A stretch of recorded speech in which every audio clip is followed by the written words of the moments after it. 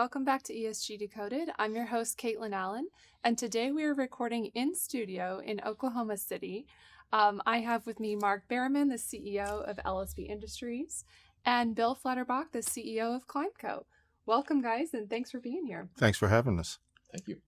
Well, we're going to start off today with a little bit of background on LSB Industries and the history of the relationship of ClimeCo with LSB. And so, Mark, why don't we start with you? Give us a little overview of LSB and what you all do for background. Sure. We've been around as a company for a long time, founded in the mid-'60s by our entrepreneur and CEO, Jack Olson. Over the years, we really have been an industrial conglomerate, but today we're a nitrogen chemical manufacturer. So what does that really mean? We take today natural gas, upgrade that to ammonia, a hot topic today, and either sell ammonia or most of the ammonia that we manufacture is upgraded to other products that we sell. About half of our production goes into the ag industry as fertilizer, with the other half being sold either into industrial applications or into the mining sector. We do that out of three integrated facilities that we own and operate today. One in Pryor, Oklahoma, which is outside of Tulsa. One in Cherokee, Alabama, which is outside of Florence or Muscle Shoals. So that's northwest Alabama. And then the third facility, our largest facility, we're actually doing a carbon capture project that we're really excited about, is in El Dorado, Arkansas, which is southwest Arkansas. So we're really excited about the growth of our business, but we're also excited about, and that's why we're here, decarbonization and really clean energy. Yeah. Well, we're super excited to be part of your journey, and I know that Bill, ClimeCo, and LSB go way back to the founding of ClimeCo. So, why don't you tell us a little bit about that relationship, Bill? Absolutely. So, about 14 years ago, when I started ClimeCo, we were very focused on looking at the nitrogen sector. So we were looking at the petrochemical facilities that were producing nitrogen products because we believed that we had some technology that could abate nitrous oxide, or N2O, which by itself is approximately 300 times stronger than CO2. So the foundation of ClimeCo is really bringing technologies that we've worked with internationally into the U.S. market. And one of the sites that we were focused on was an El Dorado Nitrogen, which was a facility built by LSB in Baytown, Texas.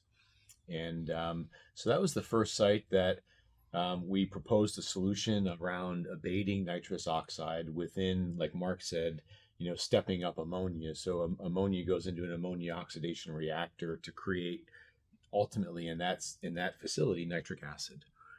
So we identified technology that could go within their reactor to destroy or oxidize nitrous oxide into nitrogen and oxygen. So in a market 14 years ago, when nobody was doing that in the United States, we were really relying on the leadership of LSB to be really the first. So we got to work with LSB, and what's really important to me as the founder of ClimeCo is that they were the first customer in N2O abatement that trusted little old ClimeCo, which was at the time 4 people with a business case and an idea. And now obviously we've grown, but officially they were our 6th client, but they were our first nitrogen client. And the first contract that we had was really about baseline. You were talking about baseline earlier, Mark, but setting the baseline for nitrous oxide. So I recall the first contract was a really small purchase order to help oversee some of the continuous emission monitoring systems for N2O, so we could create a real baseline. And I was so excited to get my first contract.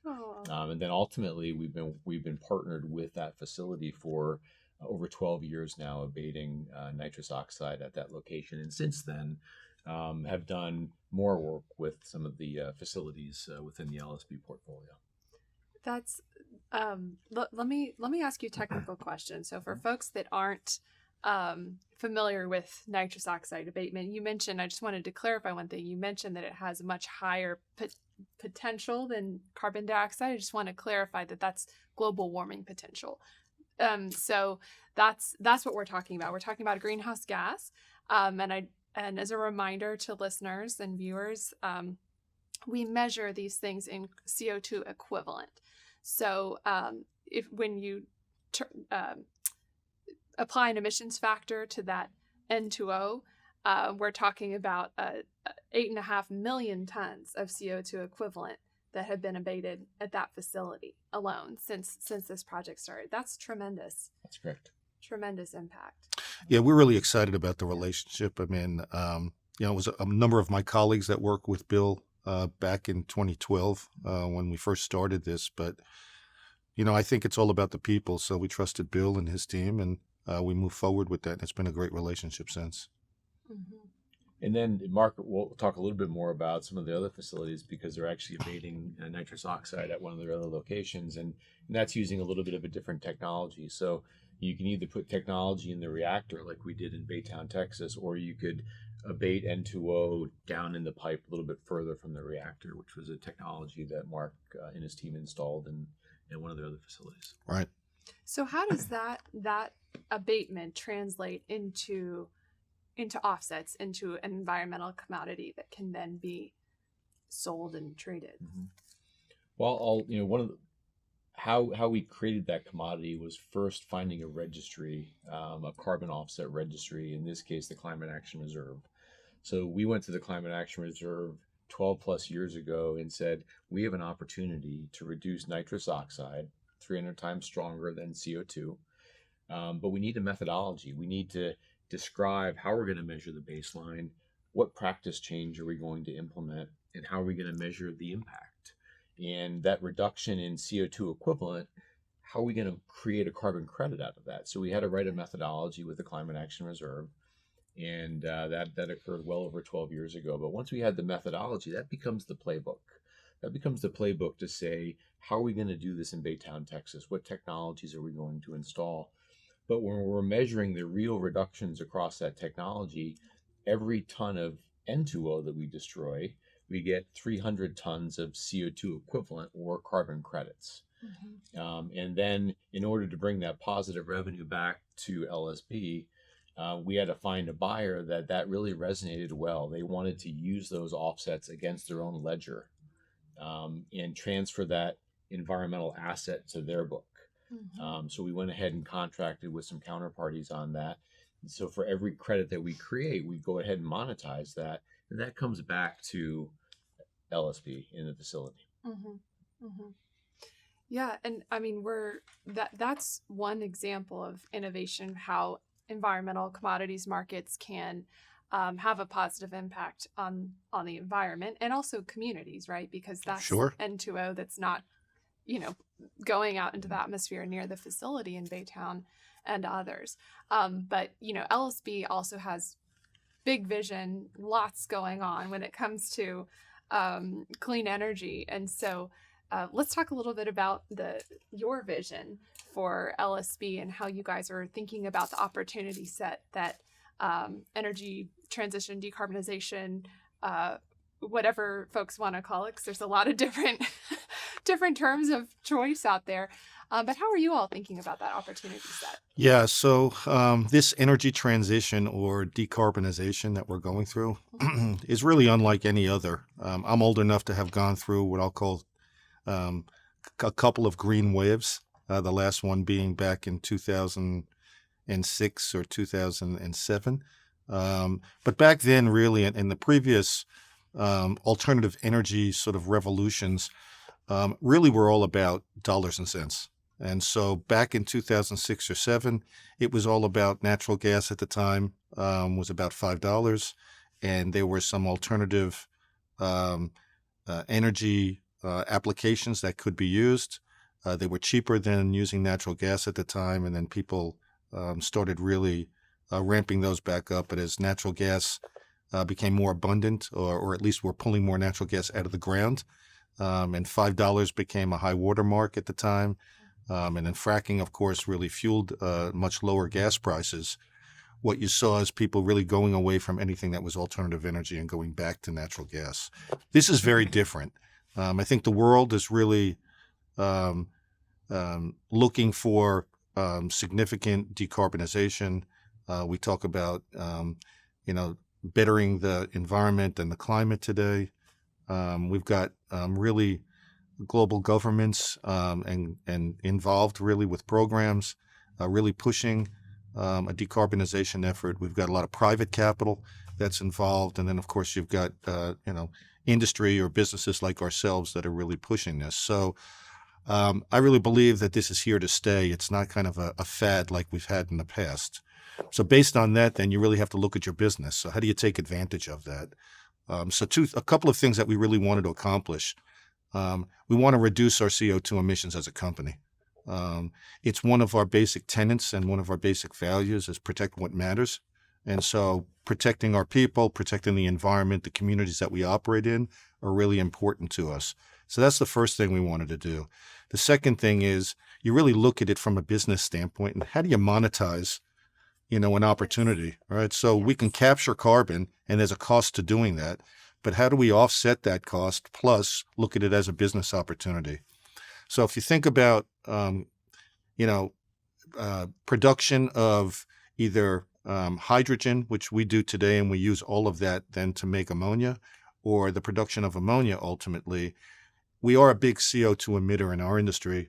Nitrogen chemical producers are big CO2 emitters. The question is, how do you reduce that? So today there's two obvious ways to do that, but then you have to look at the cost of it, right? The first would be to capture carbon. So an existing process of taking natural gas and making ammonia, but actually putting on carbon capture equipment and then liquefying that CO2. And then ultimately, what we think the best thing to do would be to sequester that in the ground.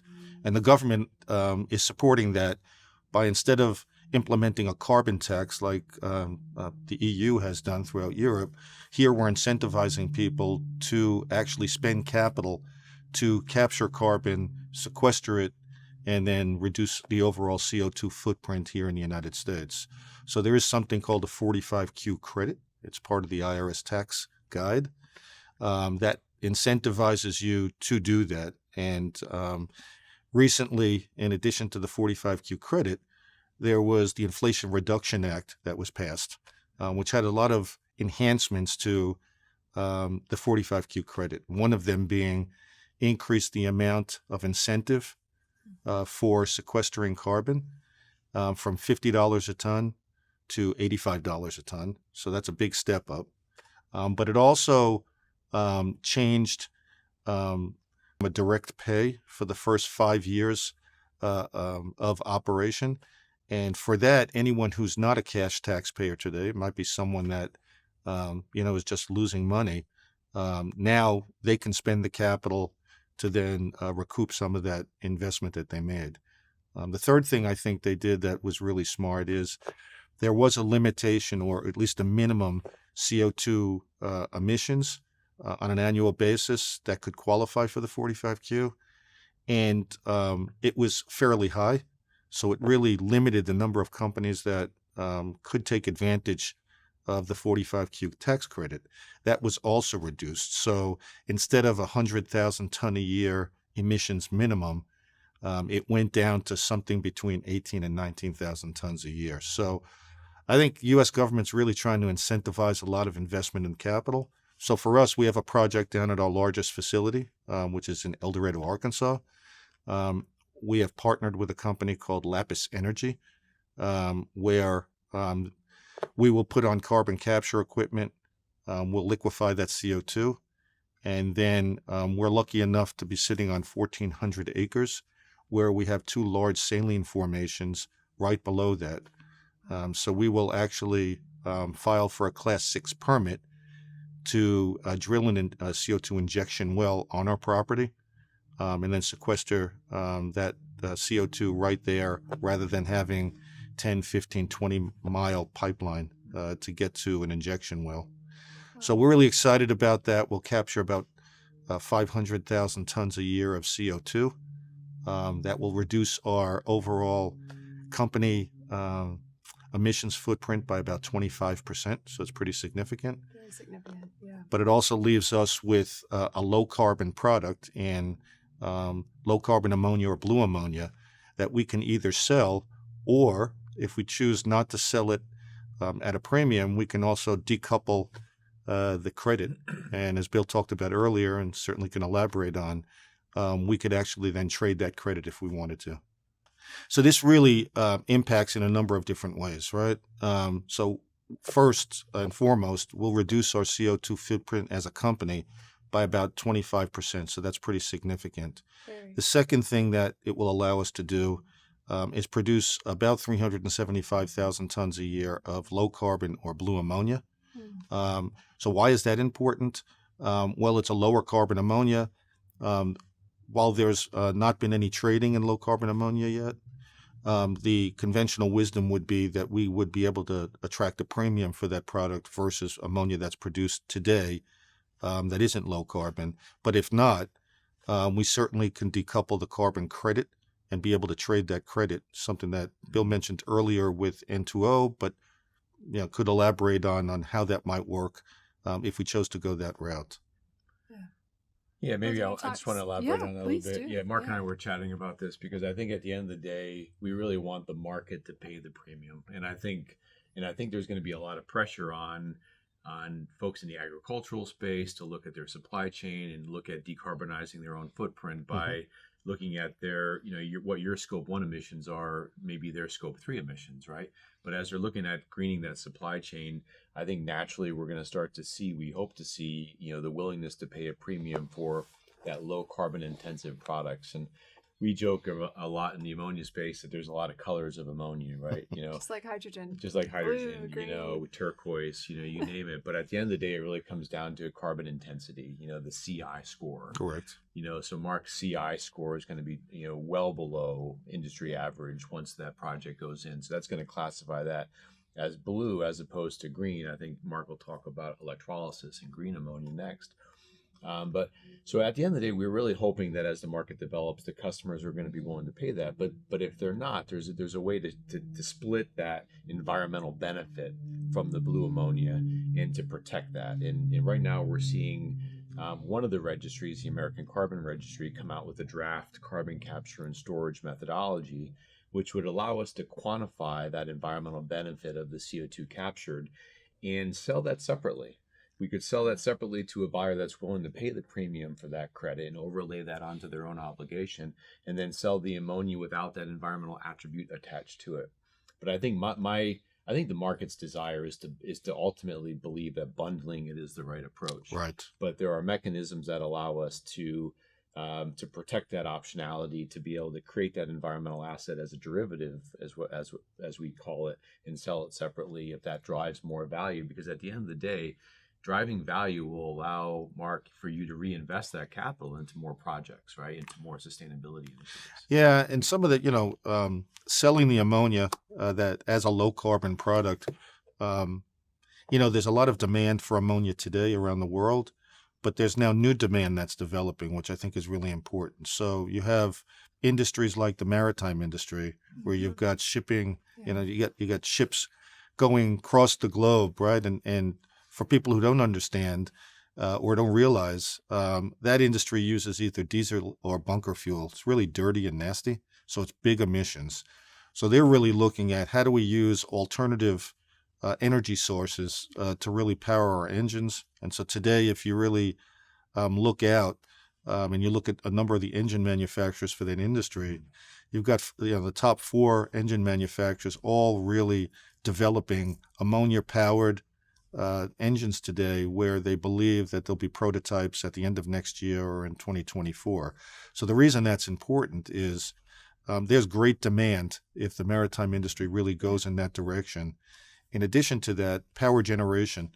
People are talking about using ammonia as a fuel source or hydrogen that's split out from ammonia as a fuel source to really power turbines for power generation. And in Asia, that's become really big focus of theirs. So I think there should be markets that allow us to get a premium.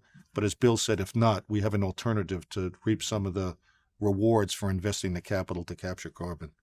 I think some of the maritime movement is really interesting. I mean, I've seen ships being retrofitted now, ultra low sulfur fuel oil ships being retrofitted to allow ammonia, liquid ammonia injection and dual fuel capabilities now. So we're really seeing progress. Yeah. So I think, look, I don't think that we're going to go from not one ship being powered by ammonia to every ship being powered by ammonia. I think will be a slow ramp, but it's brand new demand that's not in the market today, which is good for anyone like us who's producing ammonia. Yeah. I think it's a parallel to the energy mix overall. If you look at the International Energy Agency scenarios for 2050, it's nothing goes away, right? Coal doesn't actually disappear. Natural gas, oil, they don't disappear. What happens is you have a bigger pie, and new technologies have a bigger piece of the pie. And so I think there's some really interesting scenarios. One in your recent investor deck from the IEA in 2050 shows the demand for of course it's a scenario, so it's forward looking, but the potential demand for these types of ammonia products as a fuel. And that's just one industry, right? Yeah. Like you mentioned, it's potentially really huge. Yeah, I think what's important to keep in mind, there's a real growing desire globally to decarbonize, and we want to do it all yesterday. The reality is this is an energy transition. This is not, as you just mentioned, it's not getting rid of any one particular fuel source. Right. It might be diminishing the focus or the actual demand, supply and demand really of a particular fuel source, but it's a transition. So in that case, when we're talking about blue hydrogen or blue ammonia, natural gas is really important, and so natural gas sort of as a bridge fuel, and a bridge could be 10, 15, 20 years, not a few years, is really important. So, sometimes people are talking about, we got to get rid of coal, and we've got to get rid of oil, and we've got to get rid of natural gas, right? All hydrocarbons. And the reality is that that's not going to happen. Yeah. It's a transition. It's really easy to oversimplify. Oh, we'll just get rid of that one and ramp up this one, and everything going to be fine. But it's actually a lot more complicated than that. The world is more complicated than that. So really appreciate you highlighting that.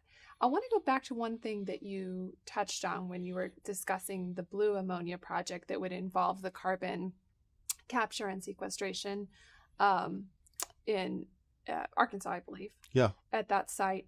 You mentioned you're going to have to get a Class 6 injection well permit. Yes. Tell us a little bit more about that process. Is that a potential holdup for you guys to actually get this to operation? Yeah. If for some reason we wouldn't get a Class 6 permit, then we wouldn't be able to sequester the CO2 on our site, and we'd have to come up with some alternatives. And economically, I'm not sure that would make sense for us. However, we don't think that's the case. Together with our partner, we've done enough geological studies. We've done enough work to know that we should qualify for the Class 6 permit. And now we're really putting together the necessary application, paperwork, studies to support that. The problem is today that once you actually apply for a Class 6 permit, you're sort of in you're in a vortex basically, because right now the EPA's timeline and its supposed timeline really is about 2 years to get qualified or approved for a Class 6 permit. But again, there were no Class 6 permits approved for many years. There's one, maybe two in all of the United States. So this is a kind of a reinvigorated new process for the EPA.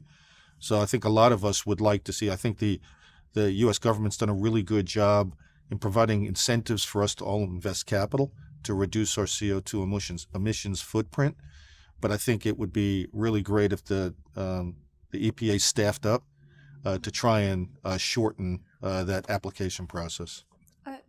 It's an interesting point, right? It's just another dimension to the complexity of decarbonization, where there's the incentives now are there. That's great, and then it's still operationalizing. How do we actually operationalize all of it? So that's So you're right. You have incentive programs that look really good on paper, and now we actually have to execute. Exactly.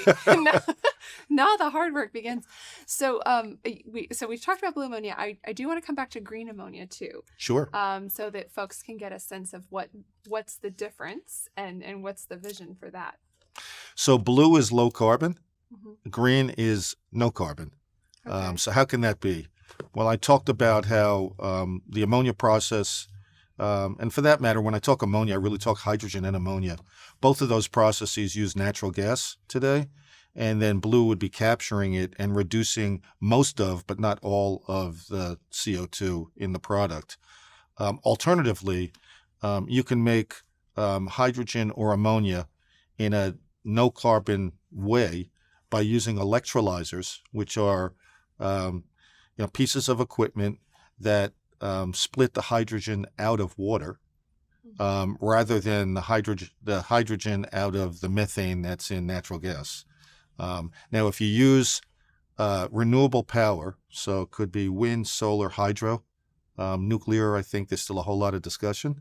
But if you use any of those three to do that, and you could document that renewable power is being used to power the electrolyzers to split the hydrogen out of the water, and then you use that hydrogen in the front end of an ammonia plant, or use that hydrogen to go and sell into the marketplace, that would be considered green because it's zero carbon. So no hydrocarbons, renewable power, your CO2 used in the process would be zero. So we're really excited because we think that is the future. But that future, again, will be a ramp up. It's not a tomorrow. We're going to go from using hydrocarbons to not using hydrocarbons. I think it will transition slowly over time. And so the time frame could be where you start to see some product available and you start to see some demand, maybe 3 years from now, 4 years from now, and then it'll slowly ramp up because today it's a nascent market, right? So we have a project in our Oklahoma facility where we're going to put in 30 megawatts of electrolyzer capacity, which means we can produce about 30 to 35,000 tons of ammonia out of that process. So we'll take about 15% of our production and convert it to the ability to make green. And I say the ability because I think what's important is for us to be able to switch between the traditional process and the new process using electrolyzers based on market demand. But we intend to be an early adopter of this. We think it's important to put in a facility, to put basically a stake in the ground and say that we want to be a player in this. And the good part is, as the market starts to ramp up and you start to see more demand, we can actually add more electrolyzer capacity because they're modular units and kind of scale that up. So again, I think we're excited about that. And, a lot of new facilities being announced around the world related to green hydrogen and green ammonia.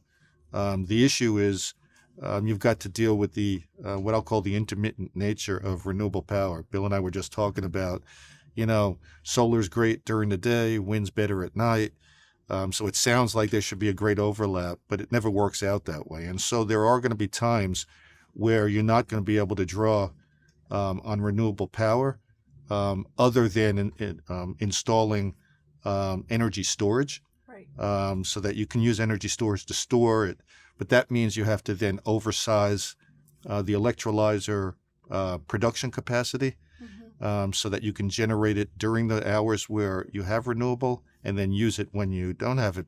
It also adds capital costs. So, one of the overlaying factors in all of this is the economics have to make sense, right? I mean, none of us are going to invest capital to produce a low carbon or zero carbon product without getting a return on that capital invested. It's great that it's got other benefits, which are really important, but it's also got to make economic sense.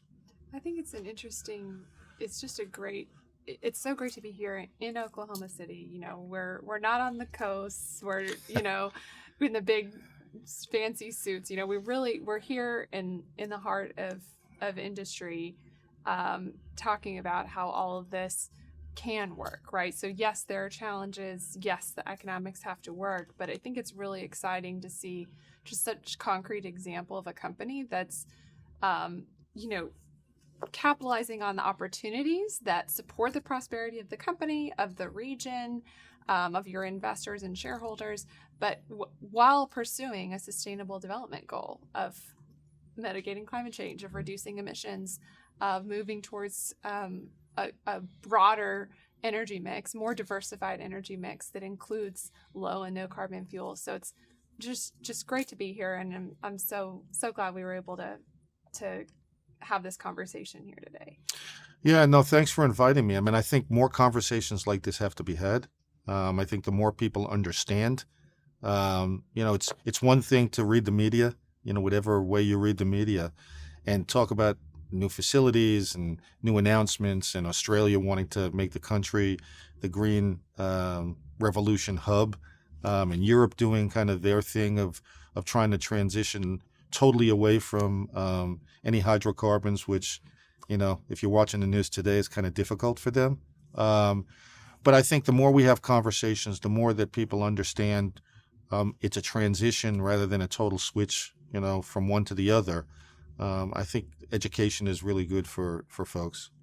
Yeah, and just to hear the concrete, there's so much that goes into our modern economy and our modern civilization, and getting down into these complexities of something like ammonia that probably most people don't think about every day, or the nitrogen, it's not part of everybody's daily experience. So I think it's just so cool to, know that companies like LSB are really working on this, very aggressively working on this, and see it as an opportunity. So, and we're just grateful to be partners on the journey too. So, well, I just wanted to thank you, Mark. LSB's been one of, our first nitrogen customer 12 plus years ago, and it's so amazing just how the relationship has evolved.